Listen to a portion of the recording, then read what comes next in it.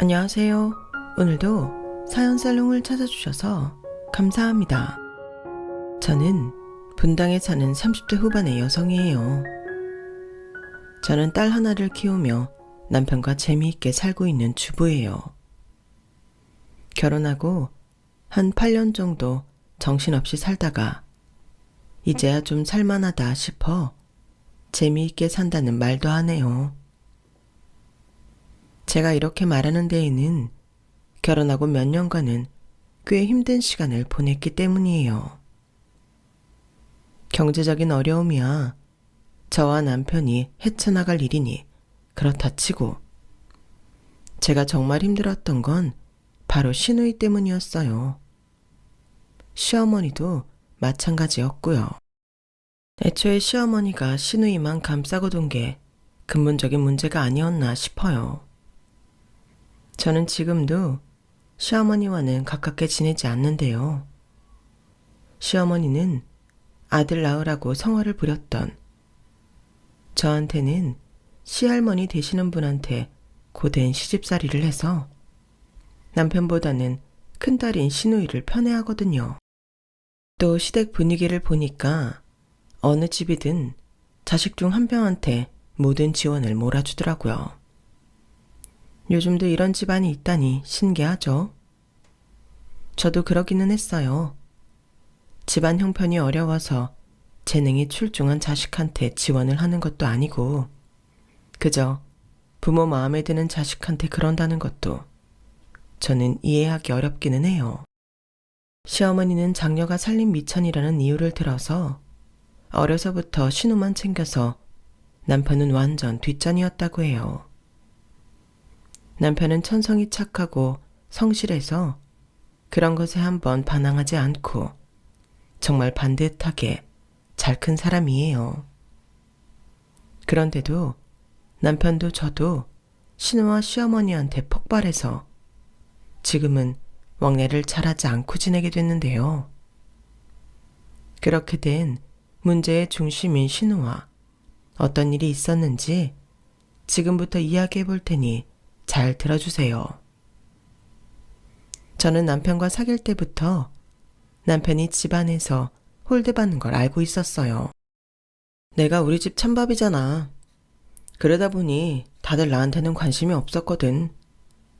공부 못하면 고등학교 졸업하고 무조건 이삿짐 센터에라도 취직하라고. 나한테 공부시킬 돈 못 준다고 해서 진짜 이 악물고 공부해서 장학금 받고 대학 갔지. 정말 이상하다. 아니 보통 어느 집이든 아들을 더 챙기잖아? 근데 오빠네 집은 정말 거꾸로 된 것 같아. 그러게. 나는 아들이라고 지금껏 좋은 소리 들어본 적이 없어. 아빠가 이게 다 할머니 때문이라고 하셨는데 어쩌겠어. 나는 그래서 결혼도 내 힘으로만 하고 자수성가하듯 살아야 돼. 그런데도 나랑 결혼할 수 있겠어? 생각보다 더 힘들지도 몰라. 저는 처음 사회에 나와 직장에 다닐 무렵부터 남편을 사귀어서 결혼 이야기가 나올 때는 5년 정도 사귀고 있었어요. 남편이 결혼 이야기를 할 듯 하다가도 안 하길래 제가 먼저 질렀는데요. 자기도 결혼은 하고 싶은데 생각할 시간을 좀 달라고 하더니 며칠 후 장난스럽게 자기 처지에 대해 말을 꺼내고는 진지하게 자기랑 정말 결혼할 수 있냐고 하더군요. 장난해? 오빠가 어떤지 나도 옆에서 봐서 대충은 알아. 회사 다니며 바쁜데도 집안 굳은 일 다 하고 좋은 일에는 연락 못 받거나 늦게 알기도 하고 그것도 사촌동생 통해서 말이야. 나 그런 거 가지고 결혼하고 안 하고 따지고 싶지 않아. 우리 집도 뭐 나 어릴 때나 좀 잘 살았지. 중학교 들어갈 때부터 아빠가 어려움이 많으셔서 나도 내 힘으로 다 뚫고 나가야 돼. 그런 거 보면 우리 천생연분 아니겠어? 나는 오빠랑 함께면 뭐든 잘할 수 있을 것 같아. 그러니까 결혼하자. 저 역시 제가 학비 벌어 대학 공부를 하고 필사적으로 일자리를 찾아 회사에 들어갔었기 때문에 그런 면에서 남편과 통하는 데가 있었어요. 남편 집은 저희보다 형편이 좋은데도 불구하고 남편은 그 혜택을 받을 수 없다는 게 저까지 속상하더군요. 나한테 쓸 돈까지 누나한테 다 썼다는데 뭐. 한때 나는 혹시 친아들이 아닌가 하는 마음까지 들었는데 그래도 아빠가 몰래 용돈 조금씩 주셔서 그런 건 아닌가 보다 했어. 어쨌든 뭐 누나가 엄마가 돈 쓴 만큼 좋은 대학 나와서 돈 잘 버는 남편 만났으니 그걸로 됐지 뭐. 신우는 어릴 때부터 미술을 배웠고 고등학교도 예고를 나왔다고 하더군요. 유아 전공이라는데 일러스트레이터로도 꽤 잘 나간다는 말을 들었어요. 그래서인지 남편도 의사를 만나서 아주 잘 살고 있다는 거였어요. 상견례 때 만난 신우와 신우 남편은 똑같이 사람 무시하는 눈빛으로 저를 쳐다보았고 끝까지 저한테 말 한마디도 붙이지 않았어요. 시어머니는 그 자리에서도 자기 사위한테 절절 매는 모습을 보이더라고요.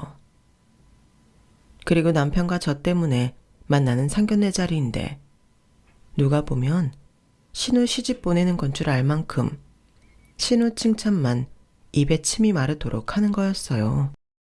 그러면서 한편으로는 사위가 불편할까봐 계속 눈치를 보는데 저희 부모님하고 남동생도 민망해할 정도였네요.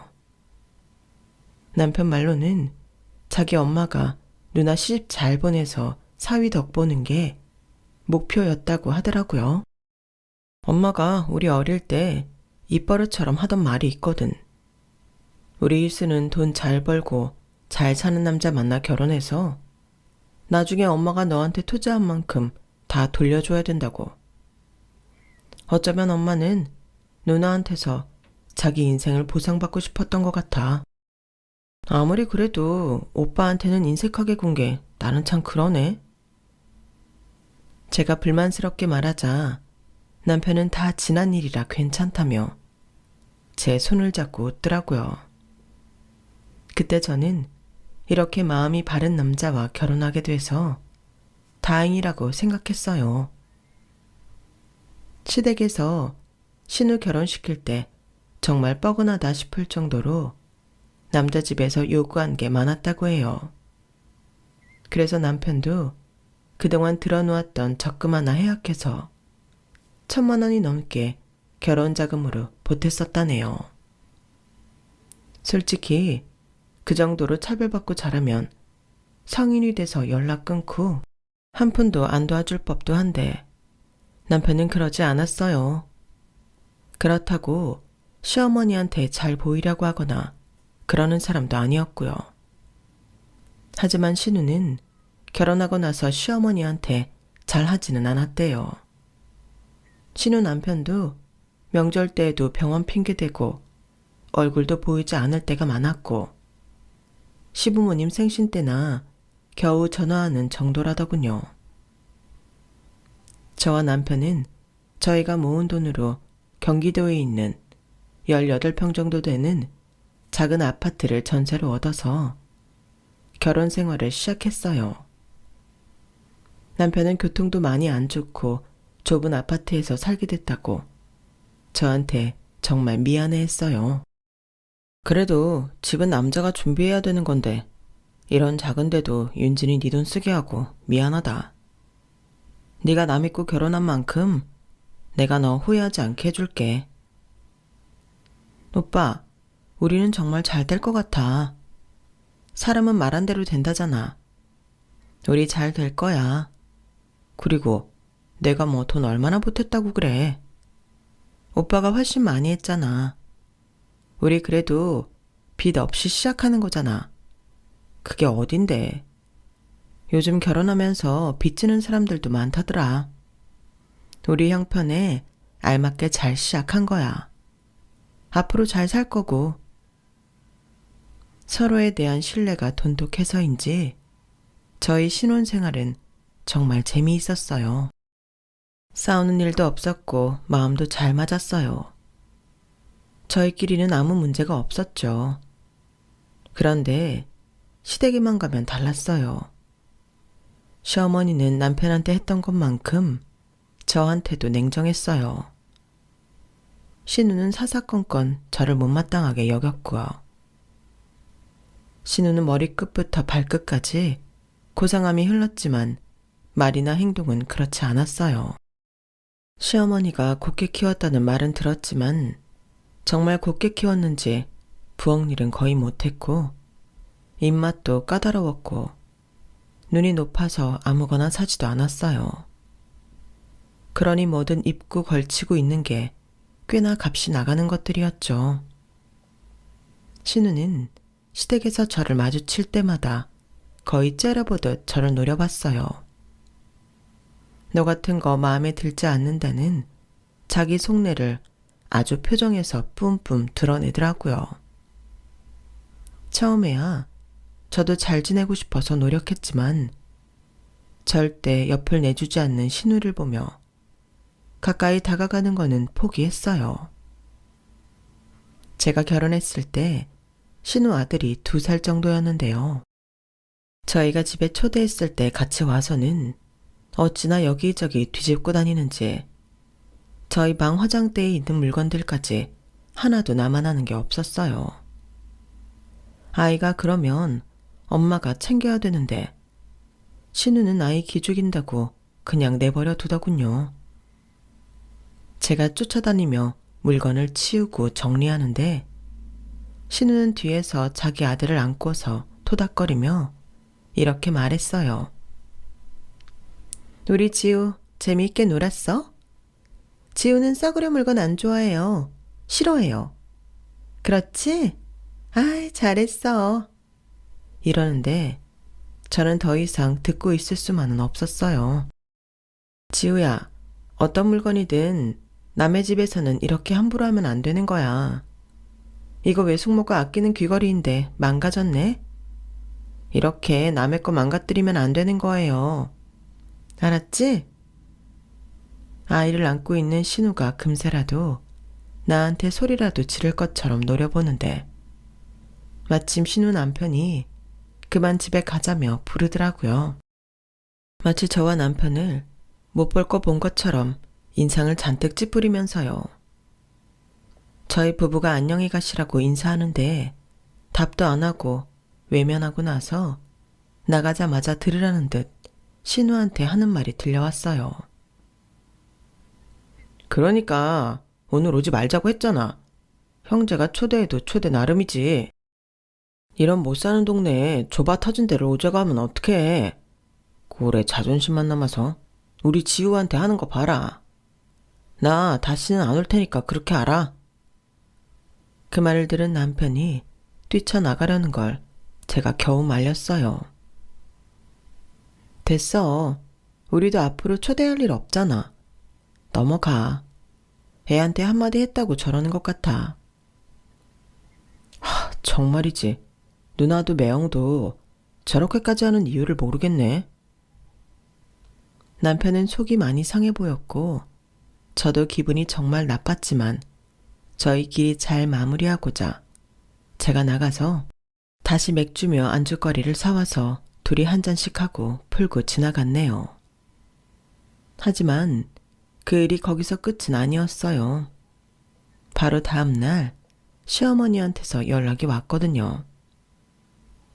듣자 하니 네가 우리 지우한테 네 귀걸이 망가뜨렸다고 뭐라고 했다며? 아니 애기한테 그게 할 말이니? 애들이 놀다 보면 그럴 수도 있지. 네가 잘 건사를 했어야지. 그걸 왜 우리 큰보다 귀한 손자한테 뭐라고 하냐? 그까지 싸구려 귀걸이 망가뜨린 게 우리 손자 기죽일 일이야? 너 한 번만 더 우리 지우한테 그러기만 해. 나 가만 안 있는다? 지우가 어떤 손자인지 알기나 하니? 내가 희수가 지우 가졌을 때 얼마나 공을 들여서 태어난 건데. 아, 정말 속상해서 원. 그렇게 말하고 시어머니는 일방적으로 전화를 끊어버렸어요. 마침 남편이 옆에 있었는데 그 후 남편이 시어머니한테 전화를 해서 이렇게 말했어요. 엄마, 윤진이 나 하나 믿고 결혼했어. 2살짜리 조카한테 훈계 좀 했다고 매형이며 엄마한테 이런 소리까지 들어야 되는 그런 사람 아니야. 엄마랑 누나가 지후 소중히 생각하는 것만큼 나한테는 이 사람이 소중해. 아니, 세상에서 둘도 없이 소중해. 아이가 잘못했으면 한마디 할 수도 있는 거야. 아이는 아무것도 모르니까 그러면서 배우는 거라고. 누나 말만 듣고 일방적으로 윤진이한테 뭐라고 하지 마. 이럴 거면 전화 안 했으면 좋겠네. 그러자 시어머니 고함 소리가 핸드폰을 뚫고 들려오더군요. 네가 결혼하더니 마누라한테 미쳐서 정신이 나갔지? 그게 여태껏 너 키워준 엄마한테 할 소리냐? 집에서 나 결혼할 때 뭐 해줬다고 그러는 건데. 나 누나 결혼할 때는 1,000만 원 넘게 보탰던 거 알지? 나한테 이런 식으로 말할 자격 없지. 그러니까 그만해. 그렇게 그날 이후 저희와 시댁 사이에는 아주 불편한 기류가 흘렀어요. 그 다음부터 신우는 저희 부부를 만날 때마다 제가 남편 길들여서 제 편 만들었다며 비꼬아댔고요. 저는 그러거나 말거나 제가 못 들은 척 넘기면 그만이라 조용히 넘어갔어요. 괜히 또 분란 만들어서 시댁하고 분위기만 나빠질 게 뻔하잖아요. 게다가 신우랑 자주 만나는 것도 아니었고요. 앞에서도 말했지만 신우는 아이를 맡기거나 편하게 놀고 먹을 일 아니면 시어머니를 찾지도 않았어요. 그럼에도 몇 번밖에 안 만난 신우가 어떤 사람인지는 너무 잘 알겠더라고요. 돈 있고 학벌 좋은 것만 따지고 그렇지 않은 사람들은 무시해도 된다는 마인드여서 저는 그 후 될 수 있으면 신우와는 마주치지 않으려고 노력했어요. 1년에 많이 만나봤자 5번쯤 될 테니 그 정도면 잘 참을 수 있겠다 싶었어요. 그렇게 2년쯤 이런저런 일이 있었고 그때마다 시어머니가 전적으로 신우 편을 들며 조금은 불편한 관계로 있었어요. 그래도 이 정도는 참을 만하다 하며 지냈고요. 그러다가 신우 남편이 해외 학회 출장으로 보름 정도 집을 비우면서 신우가 시댁에 와서 지내기로 했다더라고요. 남편이 출장 간 사이에 거실 리모델링 하는데 아이랑 있을 곳이 마땅치 않다며 와 있는다는 거였어요. 당시 남편이 선배가 세운 신생기업에 들어가서 중요한 직책을 맡으면서 꽤 많은 대출을 받을 수 있게 되었어요. 저희로서는 정말 잘된 일인 게 그때 제가 임신을 했거든요. 저희는 18평짜리 아파트를 나와서 34평형으로 이사를 했죠. 물론 그것도 전세였지만 저희는 어쨌든 집을 늘려가는 거니 너무 좋았고 저희 이렇게 잘 산다고 친정 부모님도 한번 모셨어요. 그랬더니 시댁 식구 안 부른 게 마음에 걸려서 고민을 좀 했죠. 그도 그럴 게 저희를 늘 못마땅하게만 보는 시어머니와 신우가 또 딴지를 걸면 어떡하나 싶었거든요. 남편은 제 생각을 해서 초대하지 않으려고 했지만 그래도 이럴 때는 초대하는 게 맞는 것 같아 하자고 했어요. 차라리 지금 하는 게 낫지 않겠어? 형님 남편이라도 없을 때 하면 더 마음이 편할 것 같아. 그래도 집을 늘려서 왔는데 초대 안 하기도 그렇고. 그렇게 해서 저희는 큰맘 먹고 시부모님과 신우를 집에 초대했고 저는 입덧 때문에 음식 냄새를 잘 못 맡는 와중에도 신경 써서 요리를 하느라 좀 힘들었네요. 그런데 정말이지 시부모님도 신우도 빈손으로 왔더라고요. 게다가 신우는 저를 보며 또 빈정거리더군요. 올케가 우리 지우 보면 또 뭐라고 할까봐 잠깐 동네 엄마한테 맡기고 왔어. 굳이 전세 사는 집을 집들이 하겠다는데 안 올 수도 없고 말이지.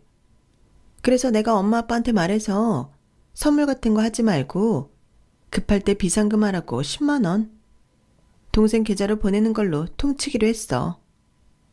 근데 집만 늘렸지 뭐 그대로네. 가구며 TV도 그렇고 올케는 물건 보는 안목 좀 높여야겠다. 이렇게 빈티나게 살면 집에 들어오던 복도 나가는데 그런 것도 몰랐지? 이건 뭐 남의 집 초대받아 와서는 양만 올리자는 거였죠. 저도 그동안 단련된 것도 있어서 웃으면서 잘 받아쳤어요. 저희 이러고 살아도 복 들어와서 집 늘렸잖아요. 용돈도 주셨으니 돈도 들어온 거고 앞으로 더 잘 될 것 같은데요.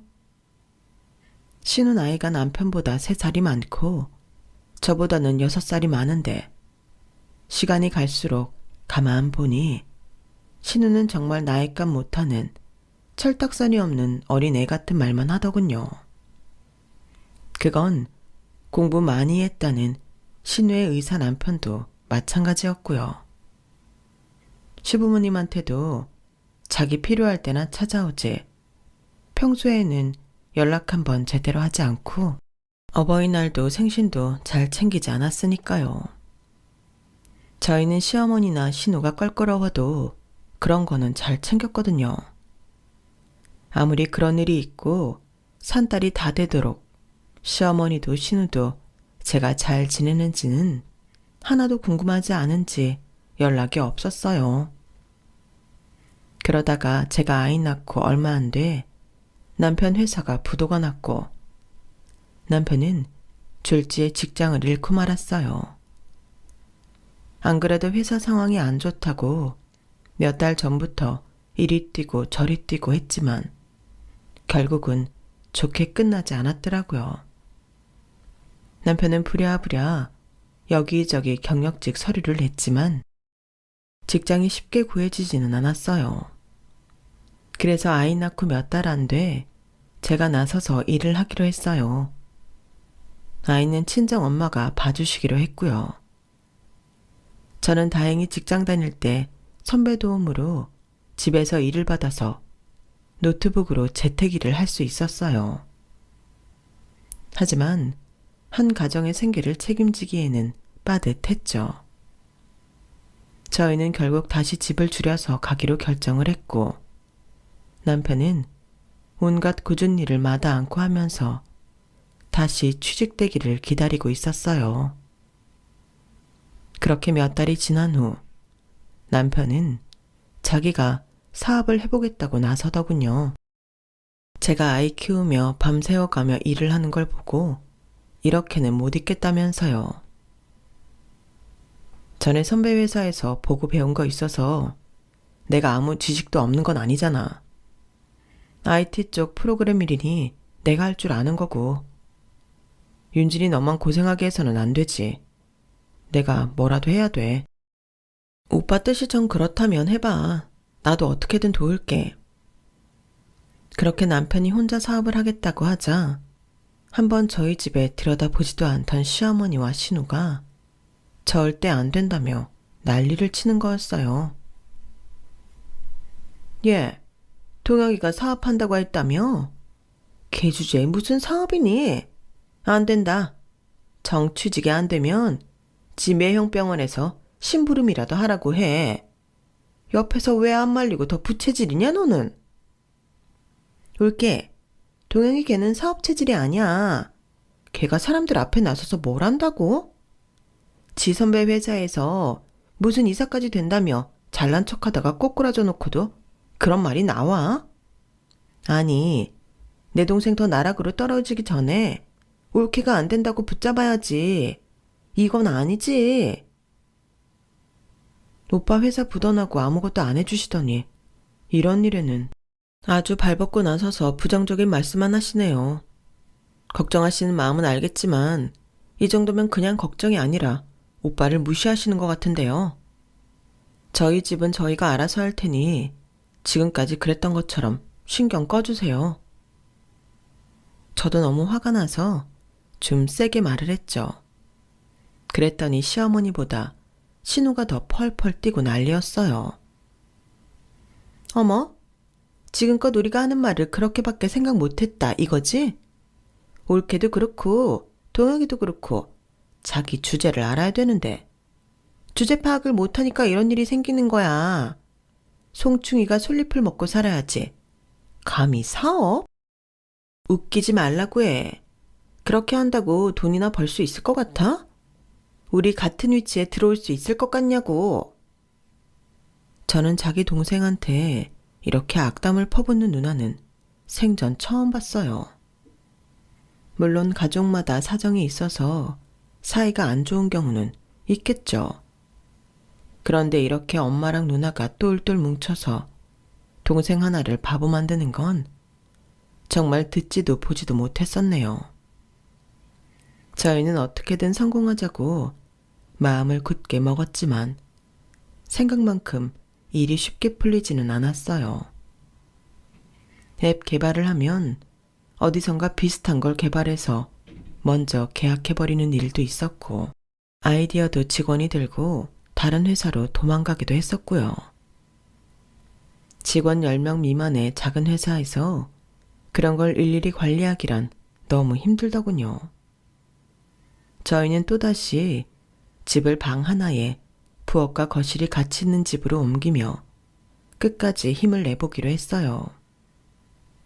그때는 진짜 힘들었던 게 저희가 처음 결혼할 때보다 더 작은 집이었고 옛날 3층 주택집이라 집 자체가 춥더라고요. 이쯤 되니 남편이 아예 당분간 시댁에 연락도 하지 말고 찾아가지도 말자고 하더군요. 시어머니랑 신우가 뭐라고 할지 너무 뻔했으니까요. 사업도 스트레스인데 가족한테까지 마음의 상처를 입는 건 제가 생각해도 아니다 싶어서 그러자고 했어요. 솔직히 얼굴만 마주치면 얄미운 소리만 해대는 신우. 안 보니까 편하고 좋긴 하더라고요. 그런데 몇 달 후에 갑자기 신우가 저희 집에 왔더군요. 어디서 들었는지 저희가 여기로 이사한 걸 알았다면서요. 그때 사온 게 두루마리 휴지 12개짜리에 햇반에 통조림 같은 걸 잔뜩 사가지고 와서 먹고 살기 힘드니 받으라는 거였어요. 우리한테 연락 안 하면 평생 모르고 살 줄 알았어? 그러게, 내가 말했잖아. 동혁이는 사업 같은 거 안 된다고. 우리 남편처럼 똑똑하고 머리 좋은 사람도 병원 운영하는 거 그거 하나로 얼마나 머리를 많이 쓰는 줄 알아? 병원도 사업이야. 우리 같은 사람이나 하는 사업을 동혁이가 할 거라고 믿었다니. 올케도 참 순진하다. 지금이라도 동혁이 말려. 이러다 진짜 망할까봐 그래. 우리는 송파구에 150평짜리 아파트로 이사 가는데 동생은 이런 데에서 사니 너무 수준 차이가 심하잖아. 우리 부부 체면도 좀 생각해 주라. 어디 가서 친정 동생이 이러고 있다는 거 말도 못 꺼내. 내가 지금이라도 취직 자리 알아볼까? 친구 중에 미술학원 하는 애 있는데 거기 통학버스 운전이라도 하면 여기는 벗어나잖아. 좀 순리대로 순순하게 살면서 돈 벌어. 어머 형님, 순순하게 살면 돈 못 벌죠. 형님네도 순순하게만 사신 건 아니잖아요. 병원 확장한다고 시어머니한테도 돈 가져가시고 여기저기서 끌어 모아놓으시고는 아직 흑자로 돌아서지도 않았는데 집부터 늘려가시는 거잖아요. 저희 안 만나도 소식은 다 듣고 있어요. 일자리 알아봐 주신다는 말씀은 고맙지만 다행히 저도 아직 일감은 들어오고 있어서요. 곧 어떻게든 되겠죠. 그동안 저도 정신적으로 단련이 많이 된 건지 신우가 하는 말에 동료도 없이 아주 잘 받아쳤어요. 하지만 신우가 우리 생각해서 사왔다는 무슨 재난 상황에나 줄 법한 물건들은 보니 눈물이 핑 돌더군요. 지금의 저희 처지보다 남편이 평생 집에서 이런 대접을 받으며 살았구나 싶어서 너무 속상하더라고요. 그런데 희한한 게 신우가 왔을 당시에 저희가 제일 바닥을 친 건지 그 후부터 상황이 조금씩 나아지더라고요.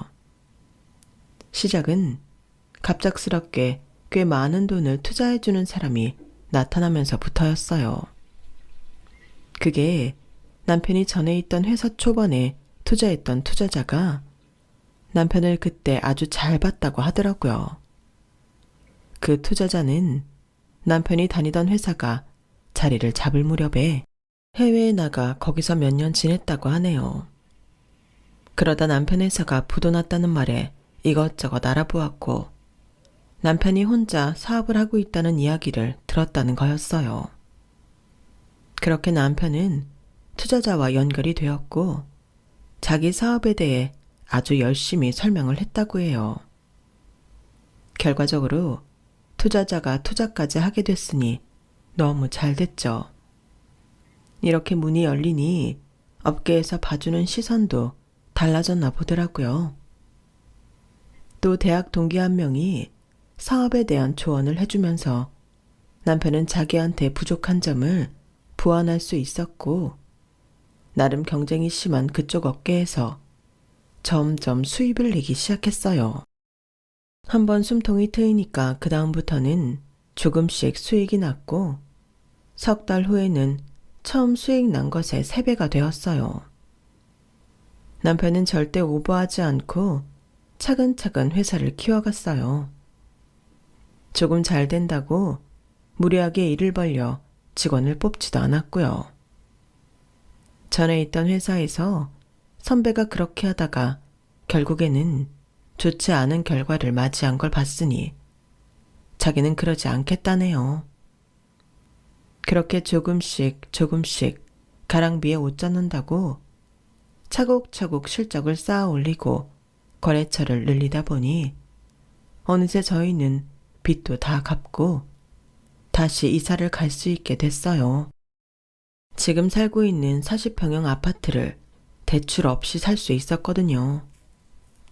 남편은 사업에서 난 수익을 또다시 연구 비용으로 투자하고 더 큰 회사에서 들어오는 여러 가지 프로젝트로 돈을 충당하면서 사업을 잘 꾸려가게 되었어요.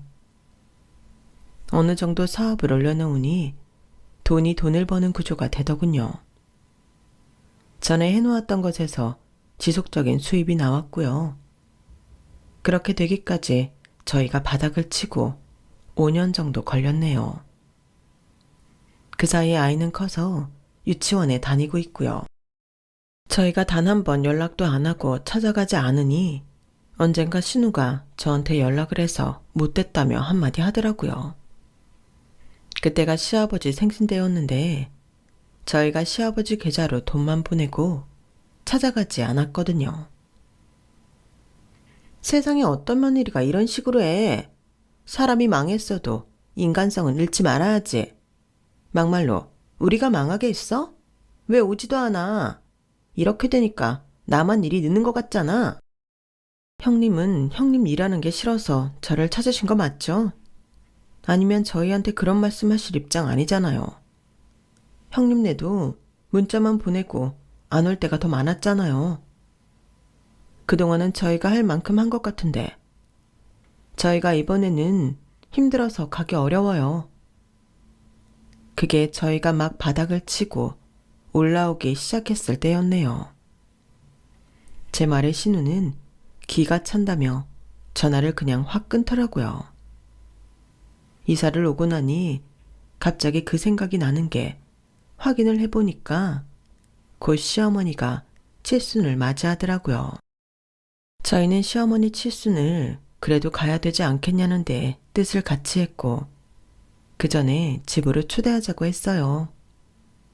이제는 전세도 아니니 신우한테 트집 잡힐 일도 없었으니까요. 그래서 시어머니한테 연락을 했는데 어쩐 일인지 신우가 시어머니 전화를 받더라고요. 어머, 올케가 웬일이야? 내일은 해가 서쪽에서 뜨려나? 고생 실컷 하니까 이제 다시 사람으로 살고 싶은 생각이 든 거야? 그래도 그 좁고 우울한 집에서 어떻게 우리 가족이 다 모여? 그건 아니지. 내가 괜찮은 식당 알아볼 테니까 거기서 밥이나 먹자. 물론 돈은 올케가 내야지. 내가 내는 건 아니야. 어머, 저희 거기서 이사 나왔어요. 그래서 오시라고 하는 거니까 어머님 아버님한테도 꼭 전해주세요. 제가 주소랑 지도 보낼게요. 형님도 꼭 오세요. 기다릴게요. 그러고서 저희 집 주소와 지도를 문자로 보냈는데 몇 시간 동안 답도 없더니 저한테 전화를 해서 몇 번이나 확인을 하더군요. 여기가 정말 올케네 집 맞아? 동혁이가 돈 좀 번 거야? 뭘 했길래? 얘 무슨 위험한 비트코인 같은데 돈 털어 넣은 거 아니지? 아니에요, 형님. 그때 하던 사업이요. 그거 하고 있어요. 그러니까 안심하시고 어머님 아버님 모시고 오세요. 참, 지우는 그래도 데려오지 마세요. 우리 애가 아직 어린데 지우가 그 성격대로 컸으면 애 때릴 것 같아서요. 제 말에 신우는 감히 자기 아이한테 그런 말을 하냐며 화를 냈지만 저는 모른 척하고 전화를 끊었어요. 그리고 집들인 날 신우 표정은 정말 가관이었네요. 질투와 시기심에 얼굴이 일그러지는데 그동안 봐온 그 고상한 사람은 어디 갔나 싶을 정도였어요. 어서 오세요, 어머님, 아버님, 형님. 오느라 고생하셨어요. 근데 왜 고모부는 안 오셨어요? 라는데 시어머니가 얼른 제 말을 막으며 이사 잘했다고 하더군요. 아니, 근데 어떻게 이렇게 집을 늘려서 온 거야? 일이 좀 잘 되니까 또 무리한 거냐? 니들은 한번 혼을 놔보고도 정신을 못 차리고 또 이러면 어떡하니? 라는 시어머니 말에 시아버지가 한마디 하셨어요. 잘 알지도 못하면서 말 함부로 하지 마. 내 어제 동혁이랑 오랜만에 길게 얘기했는데 동혁이 사업이 아주 잘 되고 있대.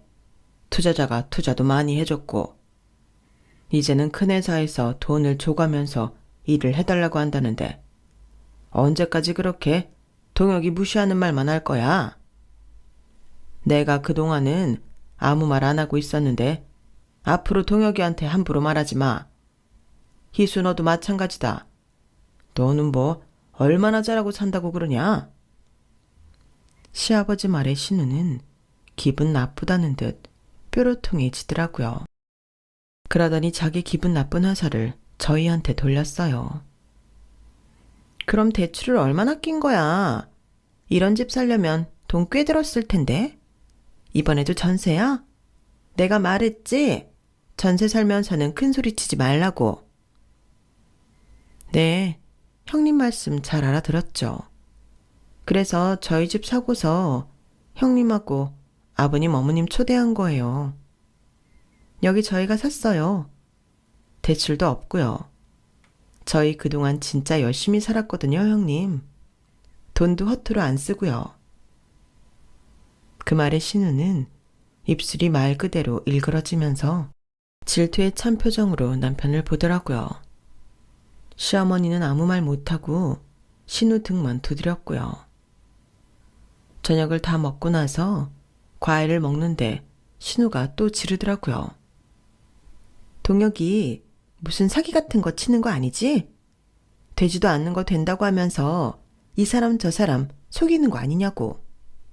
그렇지 않고서야 그런 허름한 옛날 주택에서 거실도 없던 방 한 칸에 살던 사람들이 이런 데로 이사를 와? 남편이 뭐라고 하려는데 제가 먼저 나섰네요. 형님, 말씀 함부로 하지 마세요. 여태까지는 오빠가 워낙 착하니까 가만히 있었던 거지. 저희 바보라서 넘어간 거 아니에요. 형님이 보기에는 형님 동생이 남한테 사기칠 사람으로 보이세요? 어머님, 아버님이 그렇게 키우셨나요? 아니잖아요.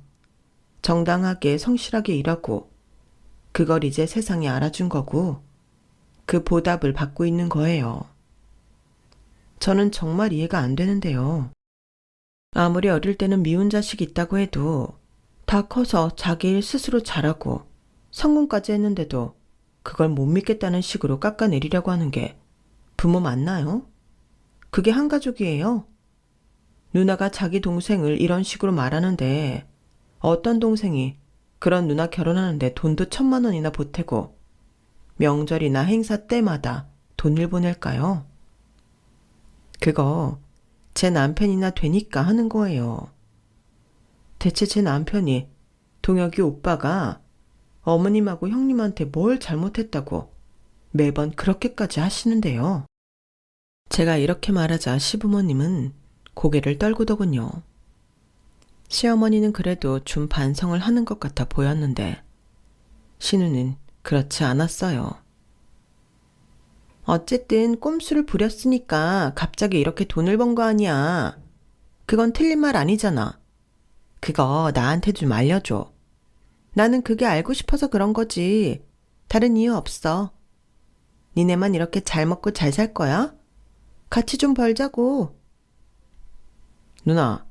누나는 매형하고 성파고 잘 나가는데 150평이나 되는 아파트에서 살면서 잘 지내잖아. 뭘 얼마나 더 벌고 싶어서 그렇게 색안경을 쓰고 보는 거야? 나 꼼수 부린 적 없어. 남편이 말하자 신우는 입을 딱 다물더니 갈 때까지 아무 말 하지 않더라고요. 나중에 지나고 알게 된 건데 신우 남편 병원이 경영이 악화돼서 페이닥터 월급도 제대로 못 주다가 빚을 잔뜩 지게 됐다고 하네요. 그래서 그렇게 자랑하던 아파트도 팔아야 될 처지였고요. 시어머니도 신우네 형편이 저렇게 됐는데 저희가 사는 걸 보고 마음이 좋지 않았나 보더라고요. 항상 딸만 알던 양반이 아들이 딸보다 잘 살게 되는 게 반갑지 않았나 봐요. 그나마 이제 시아버지가 대놓고 저희 편을 들어주시게 됐지만요. 신우네 집안일도 남편이 시아버지한테 들어서 알게 된 거였어요. 그리고 한 달도 안 돼서 시어머니가 남편한테 울며 불며 전화를 했어요. 신우네가 망했다면서요. 그동안 고집을 부리고 버티던 신우 남편은 설상가상으로 병원에서 피부 시술을 잘못해서 집단 소송을 당했다고 해요. 의료사고라는 게 입증이 쉽지 않은 건데 그동안 신우 남편 평판이 안 좋았는지 한 명이 나서서 시술 잘못 받았다 하니까 너도 나도 자기도 잘못됐다고 나와서 일이 커졌다는 거였어요. 시어머니는 펑펑 울면서 네 누나 좀 도와달라고 사정을 했고 남편은 시어머니가 하는 말을 가만히 듣고만 있더라고요. 엄마가 매형한테 주고 못 받은 돈은 내가 어떻게 해볼게. 근데 매형네까지 도와주기는 나도 힘들어. 그리고 그러고 싶지도 않아. 어차피 누나는 엄마가 챙길 거잖아. 나는 우리 집만 챙길 테니까 누나는 엄마가 알아서 해. 솔직히 엄마가 나한테 이렇게 전화하는 거 나는 좀 그렇다. 그동안 엄마가 나한테 어떻게 했는데. 그러자 핸드폰 너머로 시어머니가 통곡하는 소리가 들렸어요. 미안하다 동혁아. 내가 너희한테 너무 소홀했어. 정말 미안해. 시어머니가 그렇게 우는 소리를 들으니 저도 마음이 좋지 않더군요. 하지만 남편은 자기가 말한 만큼만 약속을 지키고 신우 남편을 위해서는 아무것도 해주지 않았어요. 물론 그런 큰 돈을 해줄 여력도 되지 않았고요. 하지만 그게 서운했는지 시어머니는 저희한테 연락이 뜸하더군요. 그래서 저희도 지금까지처럼 거리를 두고 살자고 했네요. 시아버지와는 가끔씩 만나서 맛있는 것도 먹고 이야기도 하지만요. 신우는 그 이후로 단 한 번도 얼굴을 본 적이 없어요. 지금 이혼 소송 중이라는데 어떻게 될지 모르겠네요.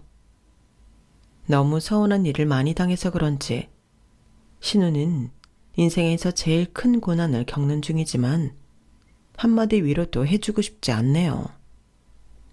그리고 또 만나봤자 저한테 좋은 말은 하지 않을 것 같아서 말이죠. 저는 남편과 우리 아이와 행복하게 지내려고 해요. 신우 상관 않고 저희도 잘 살아보려고 합니다. 제 사연을 들어주셔서 감사합니다. 가족들과 건강하시고 행복하세요. 여러분, 사연 댓글에 응원과 현명한 조언 부탁드려요. 좋아요와 구독은 저에게 큰 힘이 됩니다. 오늘도 좋은 일 가득하세요.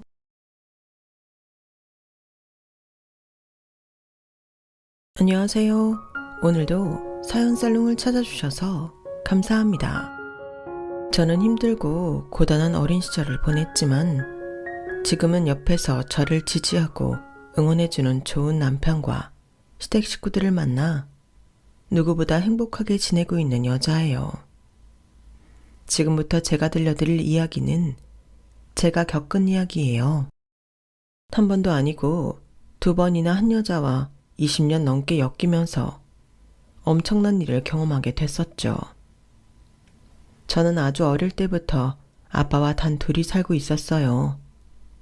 엄마는 제가 워낙 어렸을 때 아프셔서 돌아가셨거든요. 안타깝지만 엄마는 제게 사진에서 본 것이 전부인 존재였어요. 엄마에 대한 기억이 거의 없었죠. 누가 가르쳐주지 않았는데도 저는 아빠 앞에서 죽은 엄마 이야기를 꺼내지 않았어요. 뭔가 그러면 안 될 것 같았거든요. 아빠는 제가 유치원에 들어가면서부터 여자친구들을 종종 집에 데리고 왔어요. 어느 날은 키 큰 아줌마가 제게 인사를 했고, 어느 날은 화장을 짙게 한 아줌마, 어느 날은 머리가 사자처럼 풍성한 아줌마였어요. 아빠의 여자친구들은 길면 1년, 짧으면 한 달 만에 바뀌기도 했고, 그중 2명은 아예 짐을 싸갖고 우리 집에 와서 같이 산 적도 있어요. 그러다 아빠와 좀 사이가 안 좋은 것 같다고 느껴질 때면 쥐도 새도 모르게 짐이 모두 사라졌었죠. 어릴 때는 그런 게 나쁜지 좋은지도 몰랐어요. 그냥 어떤 아줌마라도 좋으니 다른 친구들처럼 손잡고 다닐 수 있는 여자 어른인 엄마 같은 존재가 있었으면 좋겠다 라는 바람뿐이었어요. 참 안쓰러운 꼬마였죠. 그렇게 여자들이 바뀌기를 반복하다 제가 초등학교 3학년이 되었을 때 아빠는 한 아줌마를 처음으로 제게 새엄마라며 정식으로 소개시켜 주었어요. 아줌마라기보다는 언니에 가까운 앳된 외모였어요. 긴 생머리에 짧고 몸에 달라붙는 치마, 작은 얼굴 안에 유난히 큰 눈이 돋보이는 예쁜 언니였어요. 서진아, 인사해. 이제부터 우리는 여기 새엄마랑 같이 살 거야. 새엄마 말 잘 듣고 착하게 굴어야 돼. 네가 서진이구나. 아주 착하게 생겼네. 앞으로 잘 부탁해. 잘 지내보자. 자신을 박민송이라고 소개한 새엄마는 어린 제 눈에 예쁘기도 예뻤지만 늙고 못생긴 우리 아빠랑은 전혀 어울리지 않는 것 같았어요. 나중에 커서 안 사실이지만 그때 우리 아빠는 40살이었고 새엄마는 고작 25살이었더군요. 그날 이후 새엄마는 집에 냉장고며 가구며 자신이 원하는 스타일로 싹 바꿔가기 시작했어요. 갑자기 이사를 간 기분이 들었어요. 그런 아빠는 새엄마가 얼마나 좋은지 예쁘다, 잘한다 라는 말을 입에 달고 살았어요. 새엄마는 그동안 잘 쓰던 식기들까지 다 버리고 새로 구입했고 저는 한동안 그릇의 위치가 다 바뀌어 헤매느라 고생을 좀 하기도 했어요. 저는 아빠가 시킨 대로 새엄마 말도 잘 듣고 착한 딸이 되면 다른 친구들처럼 새엄마 손을 잡고 여기저기 다닐 수 있겠다고 생각했어요. 하지만 새엄마는 그렇게 해주기는커녕 아빠가 있을 때와 없을 때가 완전히 달랐어요. 하루는 주말에 아빠가 지인의 경조사로 집을 비우게 되었어요. 새엄마는 제 방문을 벌컥 열고 들어와 걸레를 던지며 말했어요. 야, 오서진, 너 나와서 청소해. 청소요? 내가 이 집에 파출부로 들어왔니? 빨리 나와서 걸레로 바닥 좀 닦고 화장실 청소도 해. 구석구석 깨끗이. 평소 나긋나긋하게 내게 말하던 모습은 눈을 씻고도 찾아볼 수 없었어요. 놀란 저는 새엄마가 시키는 대로 했어요. 새엄마, 화장실 청소 다 했어요. 어디 봐봐. 야, 이게 청소한 거야? 여기 물때 안 보여? 넌 눈이 있는 거니 없는 거니? 새엄마의 원성에 저는 울면서 다시 청소를 했어요. 새엄마, 배고파요. 내가 너 밥 해주러 이 집 들어왔어? 나 지금 술 약속 있어서 나가야 되니까 저기 찬장에 있는 라면 꺼내서 끓여 먹든지 해. 혹시 아빠 오시면 나 장 보러 갔다고 해. 다른 엉뚱한 말 짓거리면 죽을 줄 알아. 결국 그날 새엄마의 위협적인 모습에 놀란 저는 아무것도 먹지 못하고 울다가 잠이 들었어요. 다음날 아빠가 집에 계시니 새엄마는 또 다른 사람이더군요. 서진이 일어났니? 엄마가 김치찌개 끓였어. 얼른 세수하고 나와서 먹자. 제가 아무것도 못하고 어정쩡하게 있자 아빠가 빽 하고 소리를 질렀어요. 야, 오서진, 새엄마 말 안 들려? 빨리 세수하고 와서 밥 먹어. 자기야, 왜 애한테 큰 소리를 내고 그래요? 지금 막 일어난 애한테. 제가 저렇게 멀뚱멀뚱 바보같이 있을 때면 답답해 죽겠어. 누굴 닮아 저렇게 얼이 잘 빠지는 건지. 아무것도 모르는 아빠는 당황한 저를 이해하시지 못했죠. 체할 것 같았지만 꾸역꾸역 밥을 먹었어요. 아빠가 안 계시면 또 언제 제가 밥을 먹을 수 있을지 모르니까요. 그 이후로도 그런 상황은 수도 없이 반복되었어요. 아빠 앞에서는 한없이 착한 천사였다가 뒤로는 누구보다 무서운 얼굴로 저를 구박했어요. 오래 고민한 끝에 아빠에게 이 사실을 말해봤지만 오히려 저는 핀잔만 들을 뿐이었어요. 아빠, 새엄마가 있잖아요. 아빠가 없으면 자꾸 나한테 큰 소리 치시고 청소랑 빨래랑 이것저것. 들었어. 네? 새엄마한테 들었다고. 나한테 조심히 부탁하더라. 내가 없을 때 좀 훈육해도 모른 척 해달라고. 친엄마 빈자리 티나게 버릇없는 태도 자기가 고쳐주고 싶다고. 다 새엄마가 널 아끼고 위해서 그러는 거야. 그리고 계집애가 10살이나 넘었으면 엄마 도와서 청소도 하고 빨래도 할 수 있어야지. 그걸 쪼르르 아빠한테 와서 일러? 어린 게 벌써부터 되바라져 갖고는 새엄마가 파출부야. 그게 아니라 제가 잘못한 거 아닌데도 자꾸 혼내셔서 무서운데. 어른이 혼낼 때는 다 이유가 있는 거야. 오서진, 너 그나마 새엄마가 있어서 밥도 잘 먹을 수 있고 예쁜 옷도 입고 살 수 있는 거야. 새엄마한테 고마워해. 새엄마에게 이미 푹 빠져버린 아빠는 제 말은 귓등으로도 듣지 않았어요. 아빠까지 빼앗겼다는 생각이 드니 서러웠지만 제가 뭘 할 수는 없었죠. 그나마 그 집에 있어서 잠도 자고 추위도 피할 수 있으니까요. 저는 제가 바뀌어서 새엄마에게 잘 보이자고 다짐했어요. 시키지 않아도 청소도 해놓고 세탁기 돌리고 말려서 차곡차곡 개어놓기도 했어요. 밥도 하고 싶었지만 키가 작아 밥솥이랑 가스레인지가 손에 닿지 않았어요. 그러던 어느 날 새엄마가 거칠게 절 잡아당기며 말했어요. 야, 너 내 화장대 건드렸어? 네? 아니, 먼지만 닦았어요. 누가 안방에 함부로 들어오래? 어딨어? 내 반지 어딨어? 네? 무슨 반지요? 먹여주고 재워주고 했더니 은혜를 이따위로 갚아? 어린 년이 아주 비싼 건 알아가지고 화장대에 있던 내 다이아 반지 어디에 뒀냐고. 벌써 팔았어? 아니면 나 엿먹으라고 버렸어? 고작 10살 좀 넘은 어린아이가 다이아 반지가 뭔 줄 알고 팔아버리겠어요. 지금 생각해보면 순 억지였어요. 제가 놀라 어버버 하고 있을 때 아빠가 집에 들어오셨고 새엄마는 갑자기 눈물을 보이며 상황을 설명했어요. 당신이 준 다이아 반지 서진이가 어디에 감춘 건지 도통 말을 안 해. 나는 나름 내 자식처럼 기른다고 야단도 치고 훈육도 했던 건 맞지만 서진이는 그게 싫었나 봐. 아이를 기른다는 게 이렇게 어렵고 힘든 일인 줄 몰랐어. 오서진, 내가 너 엄마한테 잘하라고 했지? 새엄마가 널 얼마나 친자식처럼 아끼고 생각하는데 네가 이렇게 나와? 반지 어쨌어? 빨리 말해. 반지의 소재를 알 길 없는 저는 울면서 모른다고만 했어요. 내가 너 이렇게 가르쳤어? 거짓말하고 어른 골탕 먹이라고? 이럴 거면 너 나가. 난 이런 딸 필요 없어.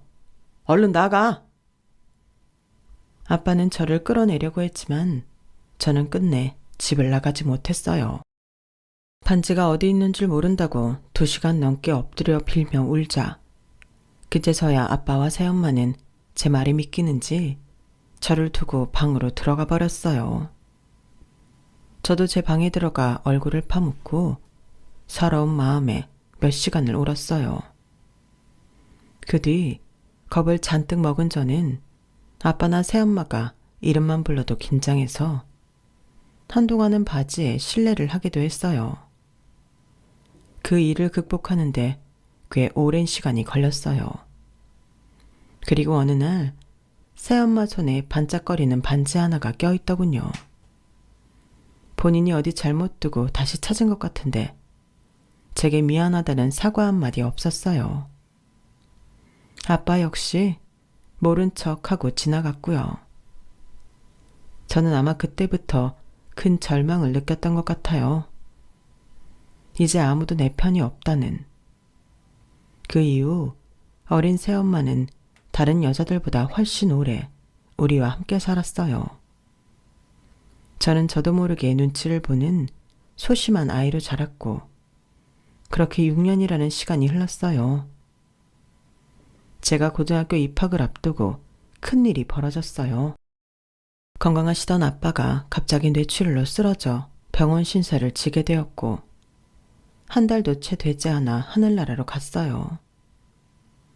저는 아빠의 죽음이 엄청나게 슬프지는 않았지만 앞으로 살 길이 막막했어요. 제 예상은 조금도 빗나가지 않았어요. 장례가 끝나자마자 새엄마는 이것저것 정리한다며 한동안 바쁘게 보냈어요. 어느 날 학교가 끝나고 집에 돌아와 보니 새엄마가 이 집에 들어올 때 갖고 온 큰 여행 가방에 짐을 챙기며 제게 말했어요. 오서진, 이제 우리 남남인 거 알지? 남남이요? 그래, 남남. 너랑 나랑은 피 한 방울도 안 섞인 남남이잖아. 아빠도 죽었으니까 더더욱 같이 살 필요는 없을 테고 아빠 사망보험금은 어차피 부인인 내가 1순위라 나한테 다 들어올 테고 그래도 6년 넘게 한 집에 같이 살았는데 너무 아무것도 안 남기면 인간미가 없을 것 같아서 자, 여기 100만 원. 이 집도 내가 팔아서 조만간 다른 사람들이 이사 올 거야. 너도 빨리 네 물건 챙겨서 네 살 길 알아봐야지. 다른 사람이 여기에 산다고요? 너랑 나랑 같이 여기서 사는 것도 웃기잖니? 아빠 살아있을 때 이 집 명의도 나한테 돌려줘서 아쉽게도 너는 가져갈 것이 없네. 그래도 내가 주는 이 돈 100만 원이면 잘 살 수 있을 거야. 이거 엄청 큰 돈이다? 새엄마는 어디 가는데요? 그건 네가 알아서 뭐하게.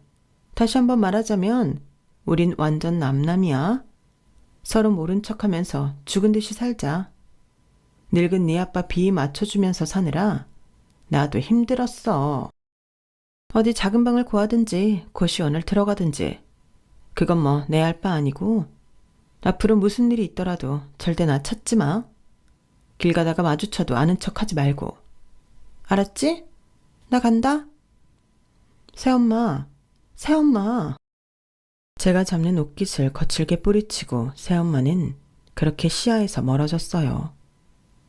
식탁에는 구겨진 10,000원짜리 지폐들만 널브러져 있었어요. 그렇게 아빠의 갑작스러운 죽음으로 새엄마는 모든 것을 챙겨 떠나버렸죠. 그 후 저는 고등학교에 들어가긴 했지만 1년도 다니지 못하고 학교를 그만두어야 했어요. 공부보다는 하루하루 생계를 걱정하며 보내야 했거든요. 저는 이곳저곳 옮겨다니며 닥치는 대로 일을 했어요. 육가공 공장에서도 일하고 어시장에서 생선을 파는 일도 하고 편의점 판매, 전화 알바, 배달 등등 정말 많은 일을 했어요. 학교도 못 다니고 매일 일만 하면서도 억울하거나 화가 나지는 않았어요. 사실은 그럴 시간이 없었어요. 일찍 일어나 일을 하고 저녁 늦게 들어와 잠깐 눈을 붙이는 것이 다였으니까요. 그렇게 15년을 넘게 살았어요. 저도 30대가 되었지만 학력이 터무니없이 부족해 어디 괜찮은 사무직에 취직하기도 어려웠어요. 그러다 테이크아웃 커피컵을 제조하는 공장에서 일하게 되었어요. 일 자체는 어렵지 않았지만 역시나 아침부터 늦게까지 고된 하루를 보내는 생활이 계속되고 있었죠. 그러던 어느 날이었어요. 공장장님이 직원들을 모두 불러놓고 불량품이 너무 많이 나온다며 하소연을 했어요. 최근에 기계를 새로 바꿨는데 점검상 전혀 문제가 없는데 전보다 불량품이 더 많이 발생하는 것이었어요. 직원들도 전이랑 똑같이 일하는데 원인을 모르겠다며 답답해하고 있었죠. 저 공장장님, 새로 들어온 기계가 3번이랑 4번 작업 순서가 바뀌어서 세팅되어 있는 것 같거든요. 그런데 우리가 오히려 전이랑 똑같이 작업을 돌려서 그런 거 아닐까요? 그래요. 확인해보죠. 제가 발견한 문제점이 맞았어요. 새로운 기계로 바꿨는데 작업 순서를 전 기계에 맞춰 하고 있으니 불량이 났던 거죠. 와, 이렇게 단순한 문제를 왜 여태껏 발견 못했을까요? 우리 오서진 씨에게 박수 한번 쳐줍시다. 그 일을 계기로 며칠 뒤 사장님이 직접 공장을 방문하셨고 저는 뜻밖의 선물까지 받게 되었어요. 중요한 문제점을 발견해 주었다고 들었어요. 너무 고마워요. 작지만 이거 받으세요.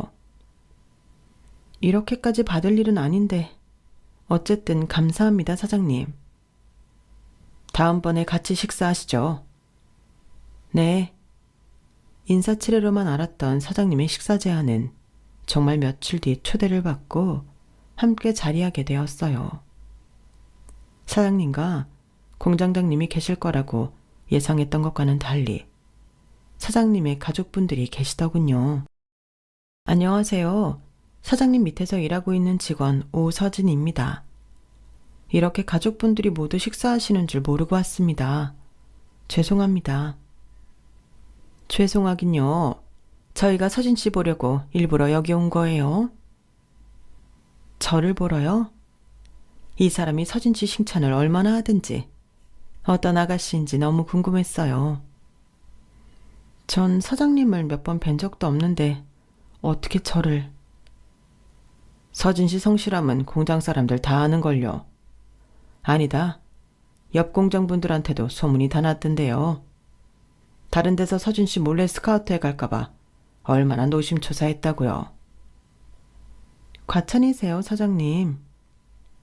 공장장한테 처음 서진 씨 이야기를 들었을 때 그냥 좀 성실하고 책임감 있는 친구가 들어왔구나 싶었어요. 그런데 실제로 만나보니 생각보다 훨씬 열심이고 기가 막히게 일을 잘하더군요. 제가 놀랄 정도로요. 그 후로 서진 씨를 계속 눈여겨봤는데 눈치 못 챘죠? 네, 전혀요. 그런 것 같았어요. 서진 씨가 여기서 일한 지 벌써 3년이 됐죠. 3년 만에 제 눈에 이렇게 들어온 직원 처음이에요. 아닙니다, 사장님. 정말 과분한 말씀이세요. 저는 그냥 제 할 일 했을 뿐이에요. 겸손하기까지. 서진 씨는 마음에 안 드는 구석을 찾을 수가 없네요. 불쾌할 수 있겠지만 용모도 너무 매력 있고요. 사장님의 칭찬 폭탄에 점점 저는 어리둥절해왔어요. 갑자기 식사를 같이 하자고 하신 것도, 앉자마자 제 칭찬을 쏟아내는 것도 모두 너무 의외였어요. 그래서 서진 씨 이력서를 다시 한번 들춰봤어요. 미안해요. 아닙니다. 당연히 제 이력서 언제든지 보실 수 있죠. 가족란이 비었던데 일부러 비워둔 건지 아니면 정말 혼자인 건지 궁금하네요. 부모님 두 분 다 안 계십니다.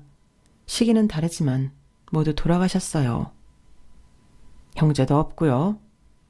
네, 저 혼자입니다. 그럼 우리랑 가족하는 게 어때요? 네? 무슨 말씀이신지 모르겠습니다. 인사해야지, 윤석아. 안녕하세요. 지윤석입니다. 아, 안녕하세요. 그러고 보니 사장님 네 분 옆에 제 또래를 보이는 젊은 남자가 있었는데 누군지 여쭤보기도 전에 칭찬이 쏟아져 타이밍을 놓쳤어요. 여기가 제 아들이에요, 서진 씨. 아드님이요? 그러고 보니 많이 닮으셨네요. 직접적으로 물을게요. 우리 아들 어때요? 네? 저랑 윤석이 엄마는 서진 씨가 너무 마음에 들거든요. 윤석이한테 서진 씨 사진을 보여줬더니 자기 이상형이라며 빨리 자리를 마련해달라고 하지 뭐예요. 물론 서진 씨 의견이 제일 중요하죠. 이런 자리가 불편할 수도 있어요. 하지만 윤석 엄마나 저는 서진 씨가 정말 마음에 들고 윤석이까지 눈에서 하트가 나오니 더 미룰 이유가 없지 않겠어요. 이 녀석은 서진 씨한테 거절당해도 계속 대시하겠다고 저희한테 선언까지 하더군요. 죄송합니다. 제가 이 자리를 만들어달라고 아버님께 엄청 졸랐어요. 첫 만남에 그것도 부모님까지 계신 이 자리에서 이런 말씀 이상하게 들릴지 모르겠지만 정말 첫눈에 반했습니다. 네? 저한테요? 너무 당황스러웠어요. 놀라서 토끼 눈이 됐나. 진지한 얼굴로 고백하는 청년. 그 모습을 흐뭇하게 보고 계신 사장님 부부. 마음 같아서는 당장 서진 씨한테 대답을 듣고 싶지만 너무 놀라 보이니까 시간을 좀 줄게요. 하지만 진지하게 생각해줘요. 나 되게 괜찮은 사람이에요. 배고픈데 얼른 식사해요. 다시 한번 사과할게요. 서진 씨, 많이 놀라게 해서 미안해요. 저는 그제야 정신을 차리고 사장님의 아들을 보았어요. 서글서글한 눈매, 웃을 때 훤히 보이는 가지런한 치아, 날씬하지만 단단해 보이는 체격. 부끄럽진 않 제 눈에 그 남자가 갑자기 멋있게 보였어요. 저는 사실 여태껏 연애라는 것을 해본 적이 없는 사람이었어요. 바쁘고 고단하게 사느라 연애 같은 건 꿈도 꿔보지 못했죠. 나같이 비루한 사람이 남자를 만난다는 것은 절대 불가능한 일이라고 되새기며 살았어요. 그런데 지금 제 눈앞에 멋있는 남자가 저를 좋다고 하는 거예요. 게다가 그 부모님까지 저를 애틋해하는 눈으로 보고 계시고요. 저 따위한테 이런 꿈 같은 일이 일어나다니. 한편으로는 그런 생각도 들었어요. 설마 나한테 사기를 치려는 건 아니겠지? 난 돈도 없는데. 아니지. 저 큰 회사를 운영하는 사장님이 하필이면 나 같은 사람한테 사기칠 이유가 뭐 있어. 치려면 또 진작에 쳤겠지. 이게 대체 무슨 상황이지? 나한테 이런 행운이 온 적 없는데 머리가 어지럽다. 온갖 이상한 생각까지 하다 보니 밥도 먹는 둥 마는 둥 했어요. 서진 씨, 많이 못 드시네요. 아무래도 우리가 너무 놀래켜드렸나 봐요. 그럼 나랑 엄마는 빠질 테니까 둘이 가서 커피라도 한잔 하지 그러니? 그럴까요, 서진 씨? 네? 네. 좋은 시간 보내고 와라. 서진 씨 집까지 꼭 모셔다 드리고. 당연하죠. 먼저 들어가세요, 아버지. 먼저 일어나 보겠습니다, 사장님, 사모님. 두 분을 두고 저와 윤석 씨는 먼저 일어나 차로 10분 정도 거리에 있는 카페로 이동했어요. 저는 차 안에서도 뭐라고 말해야 할지 몰라 쭈뼛거리기만 했죠. 서진 씨, 무슨 커피 마셔요? 저는 커피를 잘 못 마셔서 과일 주스로 좀 부탁드릴게요. 커피꽃 공장에서 일하는데 커피를 못 드신다니 너무 재밌네요. 윤석 씨는 분위기를 풀어보려고 이것저것 많은 말을 했어요. 제게 궁금한 것도 많이 물어보고요. 서진 씨, 정말 미안해요. 갑자기 저희 식구들이 다 몰려와서 부담스럽게 해서. 어머니는 오시지 말라고 했는데 너무 서진 씨가 궁금하다고 하셔서요. 아버지가 그만큼 서진 씨 이야기를 많이 하셨거든요. 네, 너무 갑자기라 많이 얼떨떨 하기는 했는데 그래도 저 예뻐해 주시는 거 감사드려요. 그런데 왜 저 같은 사람에게 서진 씨 같은 사람이 뭔가요? 전 사실 남자를 만나본 적이 없어요. 그리고 아까 사장님이 말씀하신 것처럼 가족도 없고요. 배운 것도 없고 할 줄 아는 것도 없어서 이 나이까지 번듯한 직장 한번 다녀본 적도 없고요. 어떻게 봐도 한참 모자란 저를 도대체 왜 사장님과 윤석 씨가.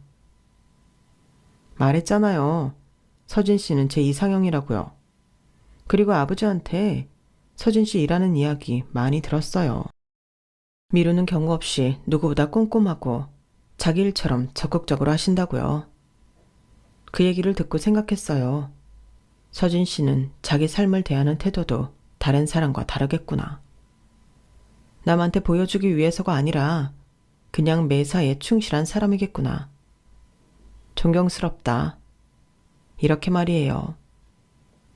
제가 누군가에게 존경이란 말을 듣게 될 줄은 몰랐어요.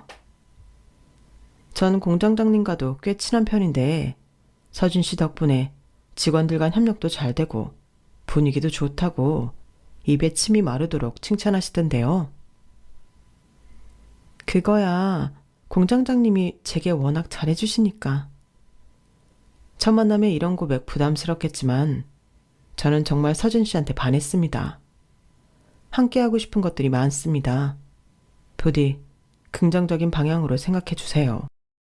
저는 믿자야 본전이라는 마음으로 윤석 씨를 만나보기로 했고 놀랍게도 저희는 부부의 연까지 다 결혼을 하게 되었어요.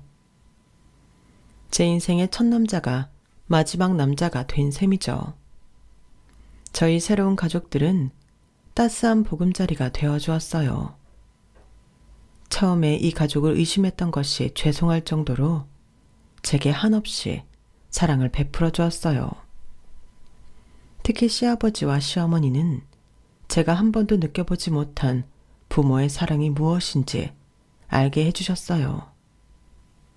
남편 역시 누구보다 절 아껴주며 사랑해 주었고요.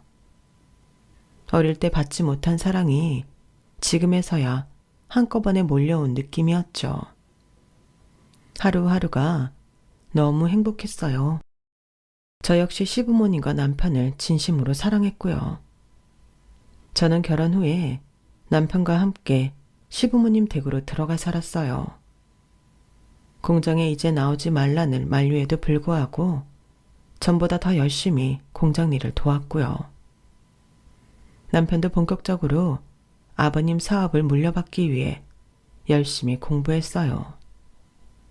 다행히 모두 힘을 합친 결과 테이크아웃 컵 사업은 탄력을 받아 성장 곡선을 탔어요.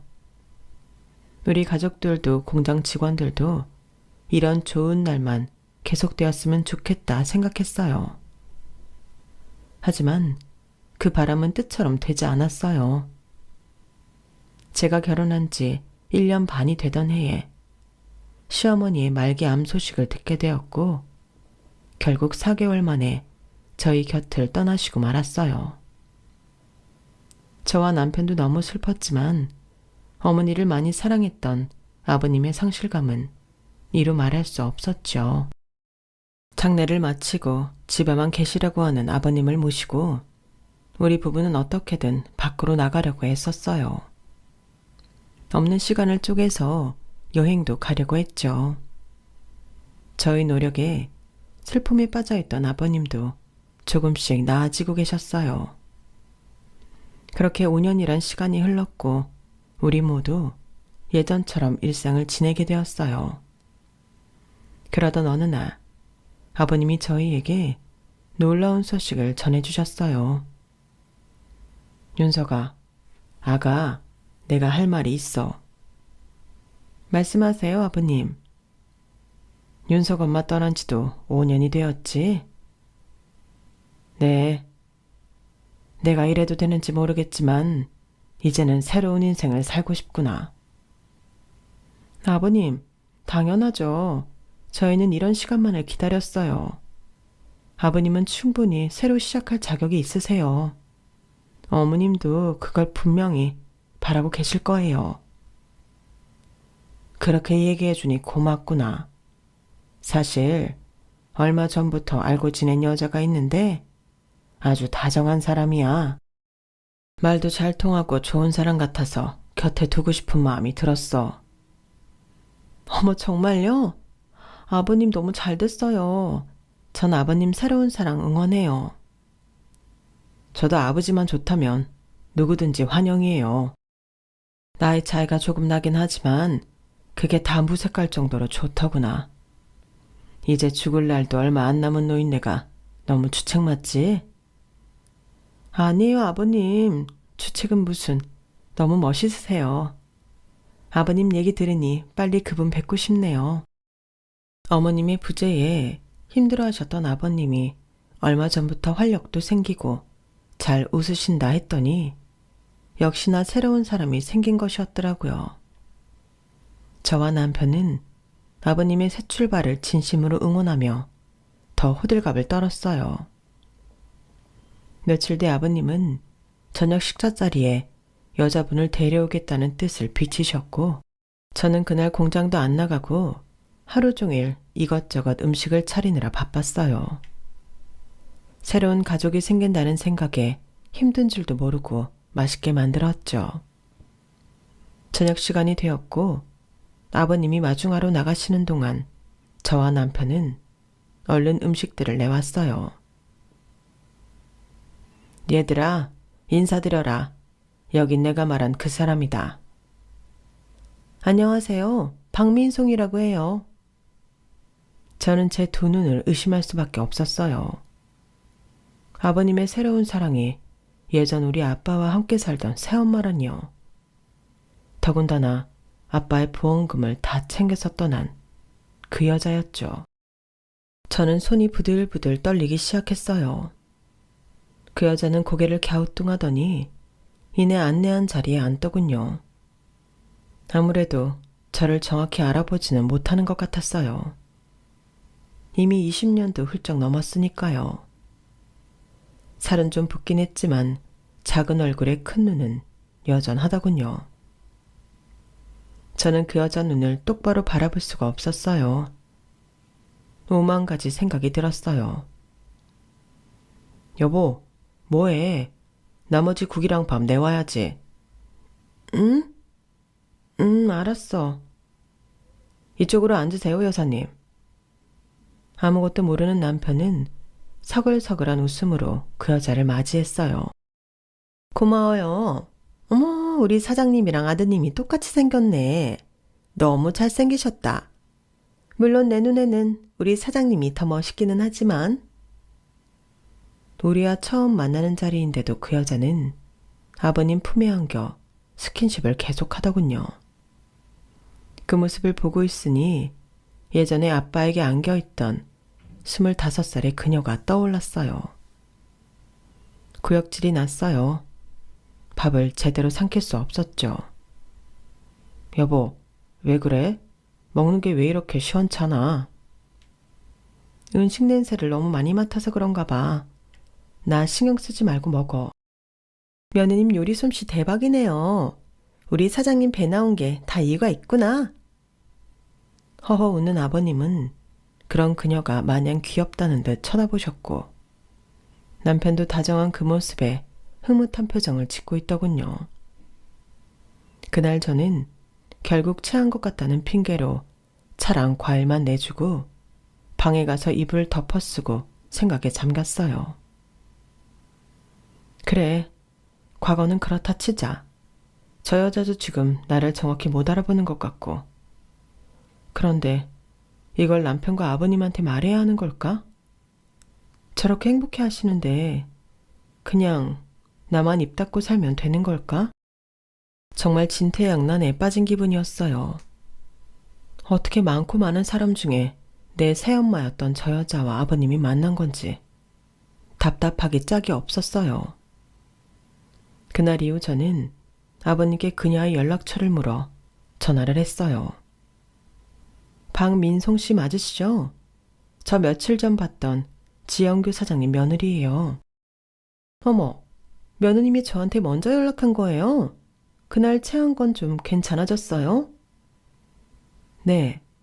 그런데 저 모르세요? 사장님 며느님이잖아요. 그런데 낯이 꽤나 있긴 한데 어디서 봤는지 정확히 모르겠어요.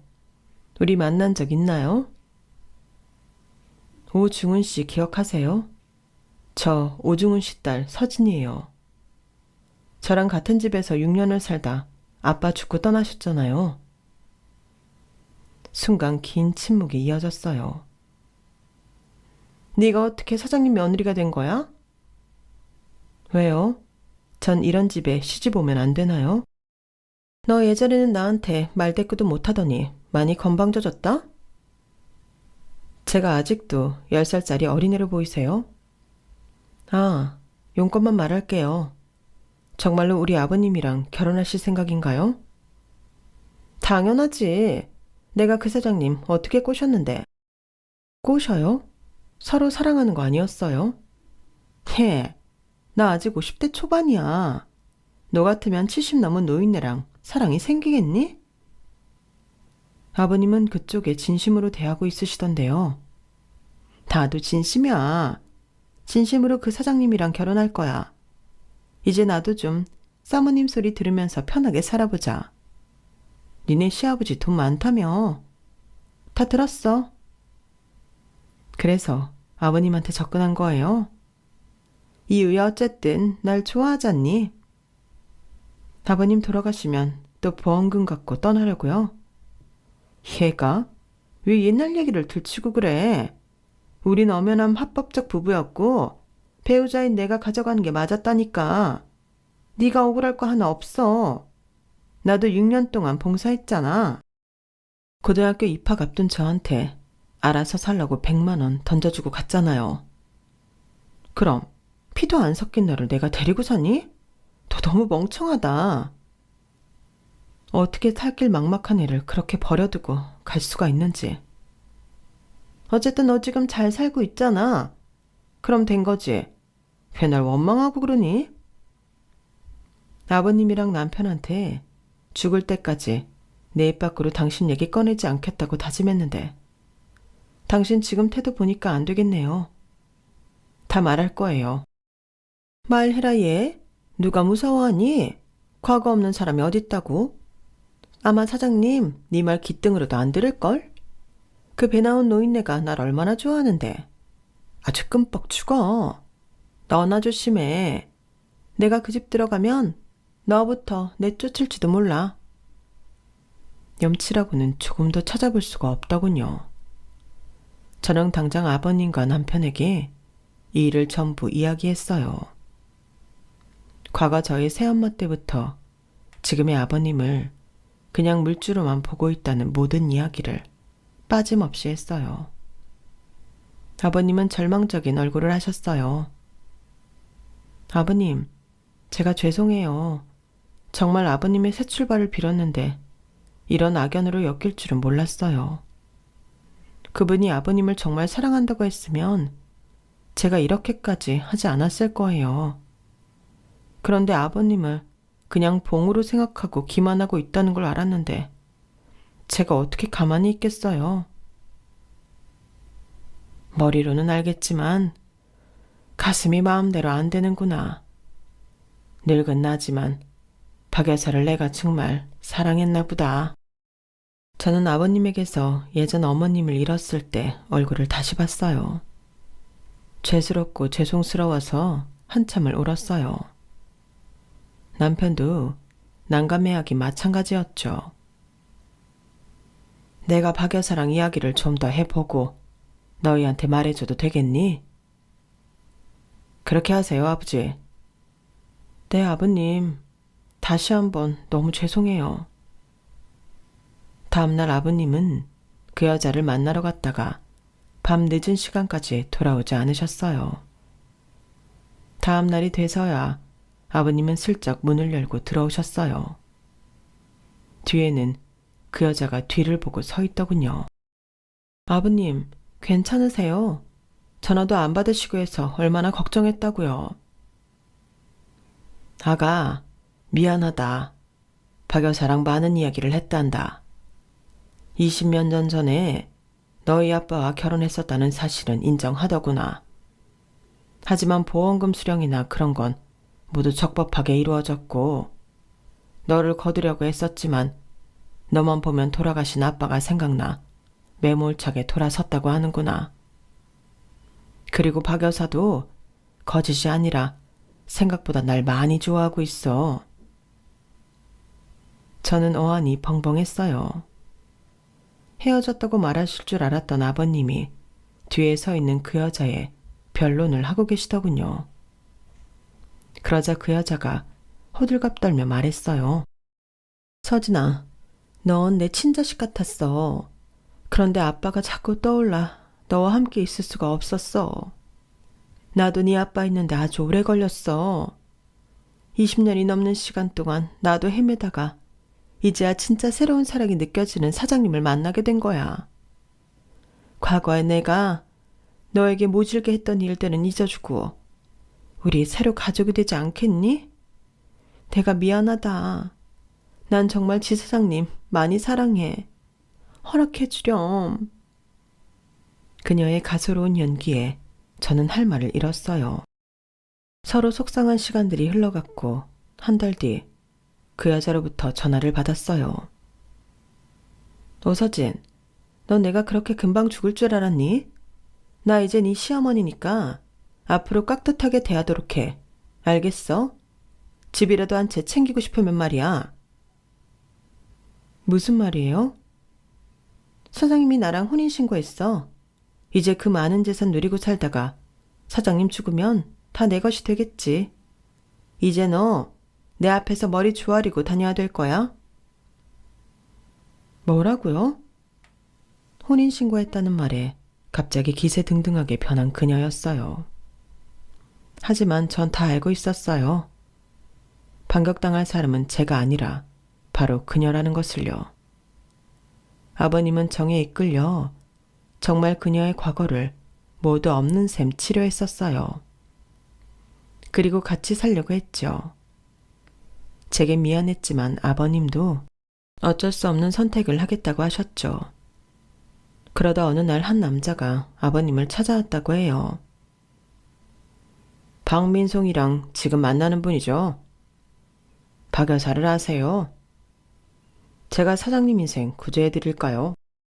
그 남자는 아버님에게 박민송에 관한 이야기를 빠짐없이 해주었다고 해요. 나 박민송이랑 지금 30년 넘게 지긋지긋한 악연으로 엮여있는 사람입니다. 박민성이 18살 때 제 아이를 임신했어요. 제가 꼭 책임지겠다고 조금만 기다려달라고 했는데 애를 낳자마자 저한테 버리듯이 주고는 떠나더군요. 그러더니 돈이 떨어지면 돌아오고 나가고를 반복했어요. 저는 애 엄마이기에 어떻게든 붙잡아 보려고 했지만 여기저기 만나는 남자가 한둘이 아니더군요. 그러다가 정작 자기가 낳은 애는 버리더니 어떤 나이 많고 애 딸린 남자에게 시집을 갔어요. 꽤 오래 살길래 잘 살고 있는 줄 알았죠. 나중에 알고 보니 그 집 남자가 죽어 다시 애는 버리고 보험금만 들고 날랐다고 하더군요. 심지어 죽은 그 남자랑 사는 동안에도 밖에서는 계속 외도를 하고 다녔고요.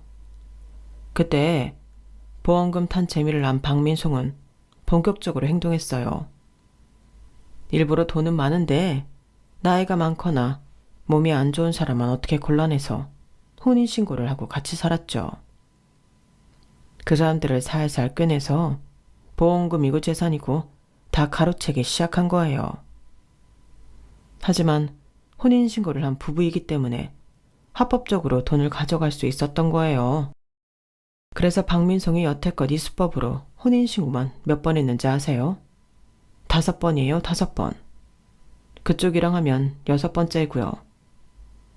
저는 일찍이 박민성과 연락을 끊고 살았지만 제 사업이 한창 잘 되고 있다는 소식을 어디서 들었는지 다시 예전으로 돌아가자면서 혼인신고 이야기부터 꺼내더군요. 지 아이도 버린 여자인데 그 말을 제가 믿겠습니까? 너무 괘씸해서 그동안 박민성이 하고 다닌 행적을 모두 캐봤죠. 이번에는 그쪽이더군요. 무슨 컵 공장을 하고 있다면서요. 수입은 뭐 말할 것도 없이 풍족하고 부인도 지병으로 돌아가셨다고 들었어요. 그쪽 나이도 70이 넘어 보이는데 박민송한테는 아주 좋은 먹잇감 아니었겠어요? 혹여라도 제가 둘 사이를 회방 놓으려고 꾸며낸 거짓이라고 생각하지 마세요.